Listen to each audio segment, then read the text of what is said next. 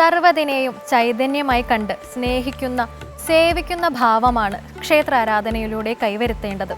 ഇനി ഇന്നത്തെ ദീപാരാധന കാഴ്ചയ്ക്കായി ക്ഷേത്രാങ്കണത്തിലേക്ക് പോകാം.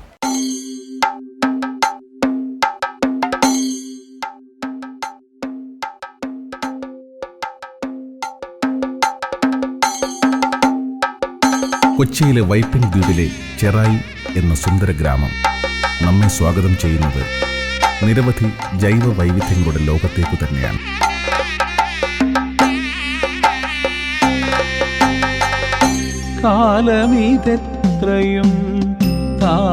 കടൽ തിരകളും കായലോളങ്ങളും ഒന്നു ചേർന്ന് ആനന്ദിപ്പിക്കുന്ന ചെറായി ഗ്രാമത്തിന്റെ പുലരികളും സന്ധ്യകളും നിലാരാത്രികളുമൊക്കെ അത്രമേൽ ചൈതന്യമുള്ളതാകുന്നത് ഇവിടുത്തെ ജനങ്ങളുടെ ഭക്തിസാന്ദ്രമായ ജീവിതചര്യ കൊണ്ട് തന്നെയാണ്. കഷ്ടമിതെത്രയും കേടു ഞാൻ പറഞ്ഞിട്ടും തേൻമൊഴി നീ. പ്രകൃതി രമണീയമായ ഈ ദേശത്ത് 17-ാം നൂറ്റാണ്ടിൽ പ്രതിഷ്ഠ ചെയ്യപ്പെട്ടു എന്ന് ചരിത്രം പറയുന്ന കേരളത്തിൽ തന്നെ അപൂർവങ്ങളിൽ അപൂർവമായ രക്തേശ്വരി ക്ഷേത്രങ്ങളിൽ ഒന്നാണ് ചെറായി ശ്രീ രക്തേശ്വരി ദേവി ക്ഷേത്രം.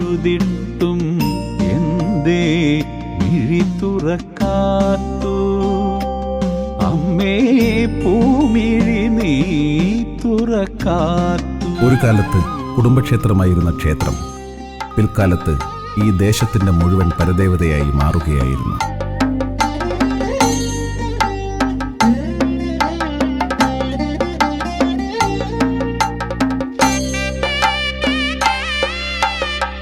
കടലോളം കനിവുള്ള ദേവീ ചൈതന്യം തന്നെയാണ് ഇവിടുത്തെ ഓരോ മനുഷ്യരുടെയും സ്വപ്നങ്ങളിലും പ്രതീക്ഷകളിലും നിറഞ്ഞു നിൽക്കുന്നത്. ക്ഷേത്രമുണ്ടായ കാലം മുതൽക്കേയുള്ള ആചാരാനുഷ്ഠാനങ്ങൾ ഇപ്പോഴും പിന്തുടർന്നു കൊണ്ടുപോകുന്നതിൽ ഈ ഗ്രാമവാസികൾ വളരെയേറെ ശ്രദ്ധ ചെലുത്തുന്നതിന്റെ കാരണം ഉഗ്രരൂപിണിയായ ശ്രീ രക്തേശ്വരി ദേവീ ചൈതന്യം കാലാകാലങ്ങളിൽ വർദ്ധിച്ചു വരുന്നു എന്നതുകൊണ്ട് തന്നെയാണ്.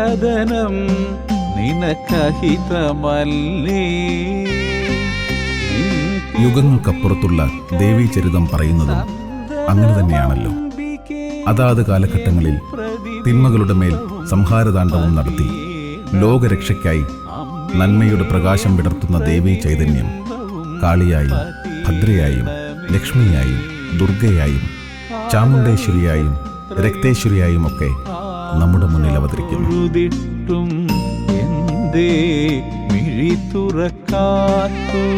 ശുംഭനിശുംഭാസുരന്മാരുടെ വധത്തിനായിട്ടാണല്ലോ ശിവന്റെ കോപാഗ്നിയിൽ നിന്ന് അവതരിച്ച ദേവി സപ്തമാതാക്കളുടെ രൂപഭാവത്തിൽ അസുരന്മാരോട് ഘോരയുദ്ധം നടത്തിയതും. ശിവനയനത്തിൽ നിന്ന് അവതരിച്ച ദേവി ശുംഭനിശുംഭാസുര വധത്തിനായി സിംഹവാഹനത്തിലേറി വിശ്വം മുഴുവൻ നിറഞ്ഞു നിൽക്കുന്ന രൂപത്തിൽ ഹിമാലയ സാനുക്കളിൽ പ്രത്യക്ഷപ്പെടുകയായിരുന്നുവല്ലോ. തുടർന്ന് ത്രിലോകങ്ങളെയും ഞെട്ടിക്കുമാറ് ഘോരരൂപിണിയായ ദേവി ശുംഭനിശുംഭാസുരന്മാരുടെ സൈന്യാധിപന്മാരുമായും യുദ്ധം ചെയ്ത് ഓരോരുത്തരെയും നിഷ്പ്രയാസം വധിച്ചുകൊണ്ടിരിക്കുമ്പോഴാണ് അവരുടെ പ്രധാന സൈന്യാധിപന്മാരിൽ ഒരാളായ രക്തബീജാസുരന്റെ വരവ്. ഹിമാലയ സാനുക്കളെ നടുക്കുമാറ് അലറി വിളിച്ചു വരുന്ന രക്തബീജാസുരനെ വധിക്കുക അത്ര എളുപ്പമല്ലേ എന്ന് മനസ്സിലാക്കുന്ന ദേവി അസുരനുമായുള്ള യുദ്ധത്തിനിടയിൽ മറ്റൊരു രൂപം കൈക്കൊള്ളുന്നു. അതാണ് രക്തേശ്വരി സങ്കല്പം. വരമൊന്നും വേണ്ടെനിക്കവിടുത്തെ ദർശന ഭാഗ്യം മതി അമ്മേ, അവിടുത്തെ ദർശന. രക്തബീജാസുരന്റെ ശരീരത്തിൽ നിന്നും ഭൂമിയിലേക്ക് വീഴുന്ന ഓരോ തുള്ളി രക്തത്തിൽ നിന്നും പുതിയൊരസുരൻ ജനിക്കുന്നു. അതുകൊണ്ടാണ് ഈ അസുരന് രക്തബീജാസുരൻ എന്ന പേരുണ്ടാകുന്നത്. അമ്മേ പൂമിഴി നീ തുറക്കാത്തു. കഷ്ടമിതെത്രയും ഭൂമിയിലേക്ക് വീഴുന്ന ഓരോ തുള്ളി ചോരയിൽ നിന്നും ഓരോ രക്തബീജാസുരന്മാർ ജനിക്കുന്നതുകൊണ്ട് രക്തബീജാസുര വധത്തിനായി യുദ്ധത്തിനിടയിൽ രക്തേശ്വരി ഭാവത്തിൽ അവതരിച്ച ദേവീരൂപം അസുരന്റെ ശരീരത്തിൽ നിന്ന് വീഴുന്ന ഒരു തുള്ളി ചോര പോലും ഭൂമിയിലേക്ക് പതിക്കാതെ പാനം ചെയ്തുകൊണ്ടേയിരുന്നു. അതുകൊണ്ടാണ് ദേവിയെ രക്തേശ്വരി സങ്കല്പത്തിൽ പ്രതിഷ്ഠിച്ച് ഭക്തജനങ്ങൾ ആരാധിക്കാൻ തുടങ്ങിയത്. അമ്മേ പൂമിഴി തുറക്കാത്തു. ശുംഭനിശുംഭാസുരന്മാരെ വധിക്കുന്നതുവരെ നീണ്ടുനിന്ന ഘോരയുദ്ധത്തിൽ ദേവി പിന്നെയും വിവിധ ഭാവങ്ങളിൽ അവതരിച്ചുവെന്നാണ് പറയപ്പെടുന്നത്. ഇതിനെ സപ്തമാതാക്കളുടെ അവതാരമെന്നാണ് വിശേഷിപ്പിക്കുന്നത്. ഇങ്ങനെയുള്ള സപ്തമാതാക്കളിൽ ഒരാളായ ഉഗ്രരൂപിണിയായ ശ്രീ രക്തേശ്വരി ദേവിയെ തന്നെയാണ് ചെറായി ക്ഷേത്രത്തിൽ പ്രതിഷ്ഠിച്ച് ആരാധിക്കുന്നു എന്നതാണ് ഈ ക്ഷേത്രത്തിൻ്റെ ഏറ്റവും വലിയ പ്രത്യേകതകളിൽ ഒന്ന്. അതുകൊണ്ട് തന്നെ ചെറായി ശ്രീ രക്തേശ്വരി ദേവി ദർശനം സർവപാപമുക്തിക്കും തിന്മകളിൽ നിന്ന് നന്മകളിലേക്കുള്ള പ്രയാണം നടത്തി കർമ്മവഴികൾ വിശുദ്ധമാക്കുന്നതിനും അത്യുത്തമമാണ് എന്ന് പഴമക്കാർ പറയുന്നു.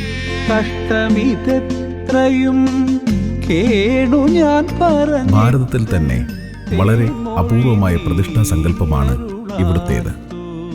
മഹാത്രിപുരസുന്ദരിയായ ദേവി ഉഗ്രരൂപിണിയായി രക്തവർണമായ കടലിനു മീതെ സിംഹവാഹനത്തിൽ ഇരിക്കുന്നു എന്നാണ് സങ്കല്പം. അങ്ങനെ കടലോളം വലിപ്പമുള്ള ദേവി ഈ ദേശക്കാർക്ക് കടലോളം കനിവുള്ള ദേവിയായും മാറുന്നു.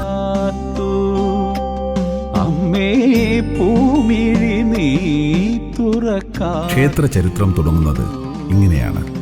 17-ാം നൂറ്റാണ്ടിൽ വടക്കേ മലബാറിൽ നിലനിന്ന കരിപ്പത്തില്ലത്തെ കാരണവരാണ് ഈ ദേശത്ത് ദേവിയെ കുടിയിരുത്തിയത്. കാരണവരെ മുത്തപ്പൻ എന്ന വിളിപ്പേരുള്ള ദൈവസങ്കല്പത്തിൽ ക്ഷേത്രമുറ്റത്ത് പ്രതിഷ്ഠിച്ച് പൂജാതി കർമ്മങ്ങൾ നടത്തുന്നു.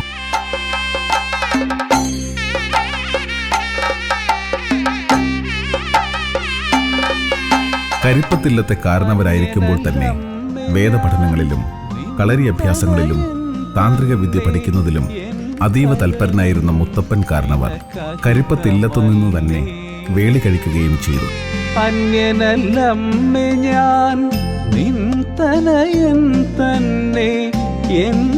ഒരിക്കൽ ഇല്ലത്തു നിന്നും കുടുംബസമേതം യാത്ര തിരിക്കുന്ന മുത്തപ്പൻ ഇല്ലത്ത് കുടിയിരുത്തിയിരുന്ന ശ്രീ രക്തേശ്വരി ദേവി ചൈതന്യത്തെ തന്റെ ഉപാസനാമൂർത്തിയായി ആവാഹിക്കുകയും ചെയ്തു.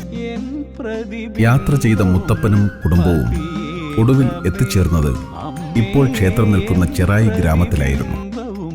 ആ കാലത്ത് കാവുകൾ നിറഞ്ഞ ഈ പ്രദേശത്ത് മുത്തപ്പനും കുടുംബവും തങ്ങളുടെ ഉപാസനാമൂർത്തിയായ ശ്രീ രക്തേശ്വരി ദേവിയെ പ്രതിഷ്ഠിക്കുകയും ഈ ദേശത്ത് വാസം തുടങ്ങുകയും ചെയ്യുന്നതോടുകൂടിയാണ് ചെറായി ശ്രീ രക്തേശ്വരി ക്ഷേത്ര ചരിത്രം തുടങ്ങുന്നത്.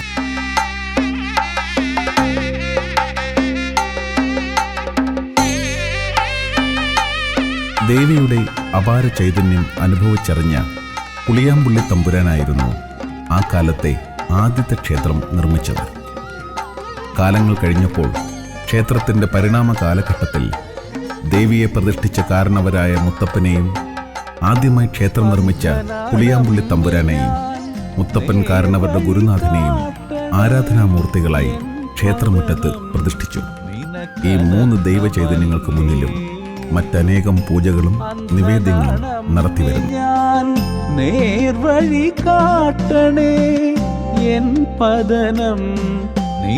ധ്വജപ്രതിഷ്ഠയോടുകൂടി ഈ കാലഘട്ടത്തിൽ നിലനിൽക്കുന്ന ക്ഷേത്രം നിർമ്മിച്ചത് ദേശവാസികളും കുടുംബക്കാരും ചേർന്നാണ്. പൗരാണികമായ ക്ഷേത്രസങ്കല്പത്തിൽ തന്നെയാണ് ഒരു പരിധിവരെ ക്ഷേത്ര നിർമ്മാണം പൂർത്തീകരിച്ചിട്ടുള്ളത്. അമ്മേ അവിടുത്തെ ദർശന ഭാഗ്യം മതി. കാലമിതെത്രയും താണു ഞാൻ തൊഴുതിട്ടും എന്തേ മിഴി തുറക്കാത്തു. അമ്മേ പൂമിഴി നീ തുറക്കാത്തു. ലോഹത്തിൽ പൊതിഞ്ഞ കൊടിമരച്ചുവട്ടിൽ ദേവിയുടെ വിവിധ ഭാവങ്ങളുടെ പ്രതിഷ്ഠകൾ കണ്ടുതൊഴാം. ക്ഷേത്രമുഖപ്പിലൂടെ അകത്തേക്ക് കയറുമ്പോൾ കൽത്തൂണുകളിൽ സ്ഥാപിച്ച നമസ്കാര മണ്ഡപം,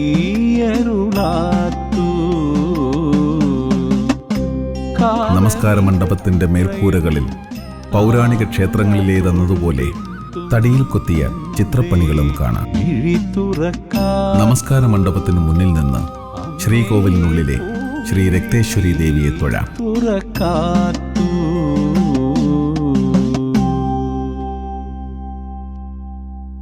ക്ഷേത്രത്തിൻ്റെ ശ്രീകോവിലിന് വളരെയധികം പ്രത്യേകതകളാണ് കാണാൻ കഴിയുന്നത്. ഇരുനിലകളുള്ള ഉയർന്ന ശ്രീകോവിൽ മഹാക്ഷേത്രങ്ങളുടേത് എന്ന പോലെ തോന്നിക്കുന്നു.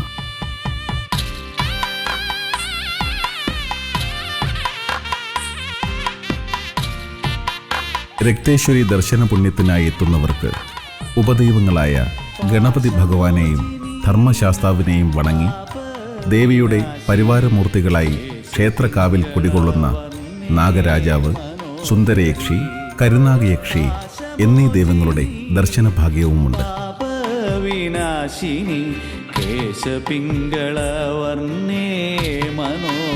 മേടമാസത്തിലെ രേവതി നക്ഷത്രം ആറാട്ടോടുകൂടി 7 ദിവസത്തെ ഉത്സവത്തിൽ എല്ലാ വർഷവും കേരളത്തിൽ തന്നെ പ്രശസ്തരായ 5 ഗജവീരന്മാരെ എഴുന്നള്ളിച്ച് ഉത്സവം ഗംഭീരമാക്കുന്നു.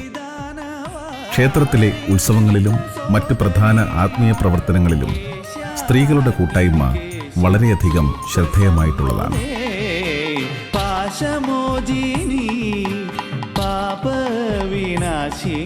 ക്ഷേത്രത്തിൽ നിത്യവും ഗുരുതി നിവേദ്യവും ദേവിയുടെയും മുത്തപ്പൻ്റെയും ഇഷ്ടവഴിപാടായ ത്രിമധുരവും നടത്തിവരുന്നു.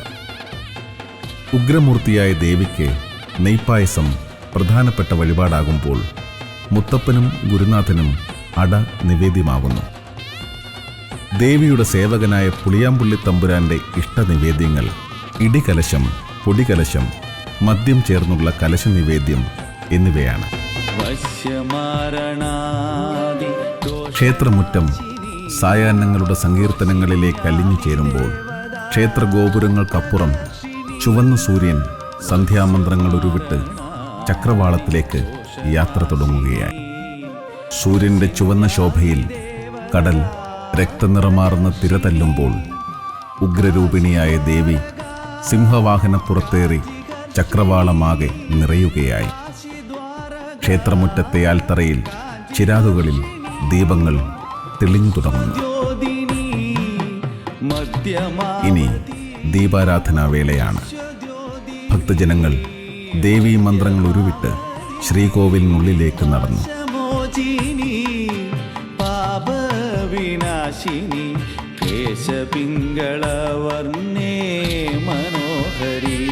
ത്രിസന്ധികളിലേക്ക് ഇരുൾ പരക്കുമ്പോൾ ശ്രീകോവിലിനുള്ളിലെ മോക്ഷസാഗരമായ ദേവിയിൽ നിന്ന് ഭക്തരുടെ ഉള്ളിലേക്ക് ശാന്തിയുടെ കുളിർക്കാറ്റ് വീശുകയായി.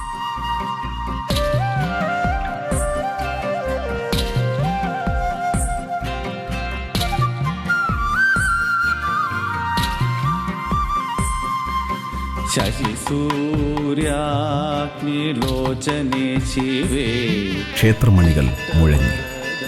ശ്രീകോവിൽ തുറക്കുമ്പോൾ ശ്രീ രക്തേശ്വരി ദേവിയിൽ നിന്നും കരുണാസാഗരം ഭക്തജനങ്ങളുടെ ആത്മാവിലേക്കൊഴുകുന്നു. ഇഷ്ടവരദായികേ ശുഭപ്രദേ ഈശാനാഗ്നി ലോചനോത്ഭവേ ശ്രീ കൗശികാദി പൂജിതേ. ദേവി ചൈതന്യം ഒരു സങ്കീർത്തനം പോലെ സർവചരാചരങ്ങളിലേക്കും നിറയുമ്പോൾ ഭൂമിയും മാനവും സ്വത്വവും മറന്ന് ഭക്തജനങ്ങൾ ആത്മാവിൽ നിന്ന് പരമാത്മാവിലേക്കുള്ള തീർത്ഥയാത്രകൾ തുടങ്ങുകയായി.